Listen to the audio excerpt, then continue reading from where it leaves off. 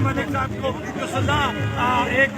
दुश्मन मुल्क ज़ालिम जाबर मुल्क इंडिया देने जा रहा था, उसकी अदालतों में झूठे मुकदमात बनाए गए थे और उनको कल जो तारीख है 28 तारीख को उनकी पेशी है। अल्लाह ना करे, हो सकता है वो ज़ालिम और जाबर मुल्क उनको सजाए मौत का जो वो सजा दे दे, फांसी की सजा दे दे। तो उस हवाले से जम्मू की ज्वाइंट ऑर्गेनाइजेशन कमेटी ने यासीन मलिक उन समेत जितने भी हमारे हुर्रियत रहनुमा है जो इंडिया की जेलों में ज़ेरेबाद जिनको किया जा रहा है, उनकी रिहाई के लिए ये आज का प्रोटेस्ट रखा गया। अल्लाह का बड़ा शुक्र है कि जो मुजफ्फराबाद की हद तक जो मुकम्मल शटर डाउन था वो शटर डाउन हुआ और